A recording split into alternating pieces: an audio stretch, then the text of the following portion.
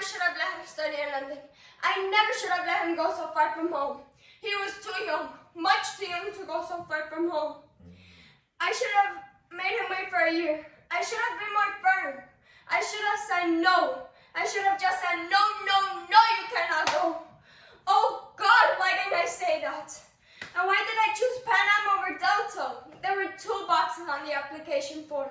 Why didn't I check the box from Delta? And I should have let him stay an extra day with his friends. But I said no. I want you home for Christmas. I want you home for the party. And why did I plan the party for Friday? I should have planned the party for Saturday. If I had planned the party for Saturday, he would not have been on that plane. He would have come home a day later. He never would have died.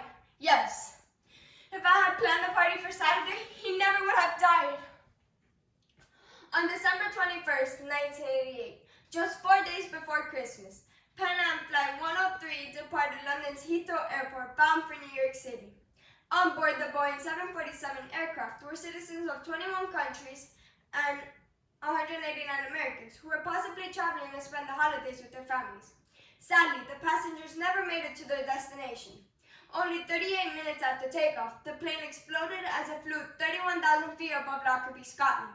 A terrorist bomb planted on board killed all 243 passengers and 16 crew members, in addition to 11 people on the ground who died when the plane's wing landed over their neighborhood. In an instant, this horrific act of terrorism ended the lives of many victims, including parents, grandparents, and college students, including a 2-month-old infant. 2 Libyan men were arrested and tried in a Scottish court, but only one was found guilty of murder and sentenced to a minimum of 27 years in jail. Decades after the terrorist attack, the families of the victims continue to grieve for the many lives lost on that fateful day and are unable to move past their pain. The Women of Lockerbie by Deborah Brevoort. Madeline, Madeline, Madeline, sweetheart, where are you? Answer me. Maddie, please. She's roaming the hills again looking for her son's remains. She's been roaming the hills for 2 days now, ever since we got here. Morning, noon, and night, that's all she does. Madeline! It was all I can do to get her to attend the memorial service, and now she runs out of the church before it even's over. Doesn't even put her coat on. She'll catch her death of cold if we don't find her. It's been 7 years since he died in the crash. 7 long years, and still can't put aside her grief. I thought her sorrow would diminish with time, but it hasn't. It is as strong today as the day he died. I don't understand it. The other families have gone on with their lives. Why can't she? Maybe if she had a body, things would be different. With a body, she'll have a coffin, or an urn, or a gravesite. A place to put her grief. All she has is the sky, where he vanished. The sky was not meant to be a burial ground. It's too big, and when you store your grief there, it runs wild. And now that she's in Lockerbie, it's running even wilder. It must be these hills. They got a strange kind of power, these hills, don't they? And beauty? Funny. Beauty is the last thing I expected to find in Lockerbie. This is the first time we've come here. I was afraid to bring her all these years. I was afraid it would make her grief even worse, and it has. I don't know, maybe I did the wrong thing by bringing her here. I just thought that maybe if she came to Lockerbie on the anniversary to attend the service and see the monument and meet the other families, maybe then she'll stop weeping. She's been weeping for 7 years. She lies on the living room couch and weeps all day. She can't stop, or won't. Our friends have given up. They don't call or visit anymore. Their patience is worn thin. Mine is worn thin. I don't think it was possible for 2 eyes to cry so many tears, but it is. I've seen an ocean pour from her eyes. He was our only child. He was 20 years old. Adam! He is here! Bill! Adam is here! I can feel him. When I walk over these hills, I can feel him. If only I can find him. If only I can find some part of him. A bone! The bone from his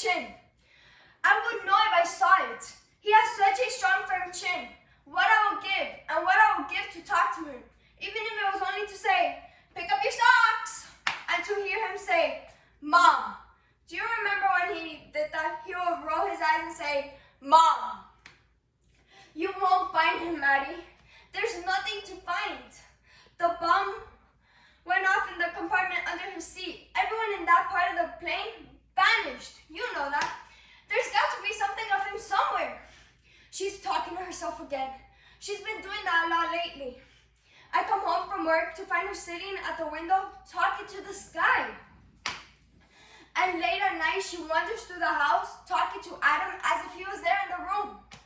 She goes over and over the moment she heard the news, over and over the moment of his death.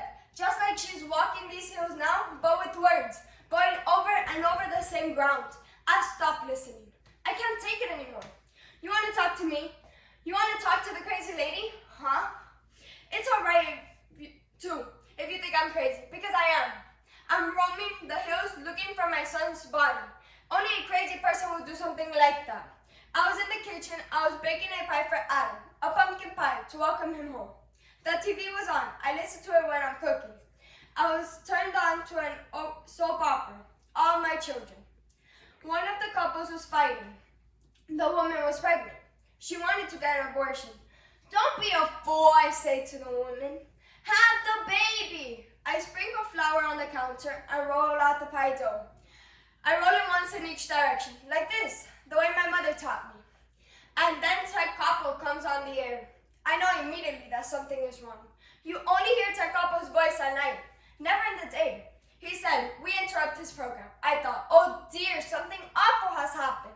What a shame. And so close to Christmas. I grab more flour and sprinkle it. I roll across.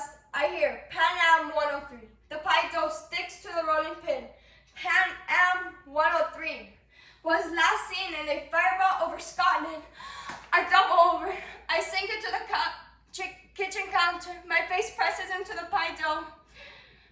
It is cold, my nose, my cheek. I cannot stand up. I grope to the counter for something to hold on to. My arms hit the flour bin. It crashes to the floor. My feet are covered with flour. I reach for the handle on the refrigerator and pull myself up. And there in front of me is a note held by a magnet that says, Adam, 7 p.m. JFK Pan Am 103. I live in New Jersey. I have 2 cars in the driveway. This was not supposed to happen to me. If I ever met his killers, I would kill them. No, I will more than kill them. I will torment them. I will inflict on them the amount of measure of pain they have brought to me. They should suffer. At the very least of their suffering should equal the suffering they have caused. You know how? With endless pain. That's how. And let me tell you, pain is a gentle word to describe what I would do to them if I ever got the chance. I would bind their hands and feet with wire. I would cut them with sharp knives. I would grind cigarettes into their eyes. I want justice and I won't find peace until there is justice. I'm angry. I don't deserve this. I was a good mother, a good wife, and a good neighbor. I made cookies for the bake sale. I gave money to the swim team.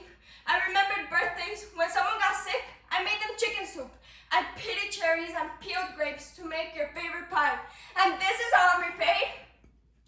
This is what I get for being thoughtful, for being a good person, for leading a good life. The events of the world, the horrors just happen. And when they happen, it's for no reason. The only thing you can do is accept and carry on the best you can.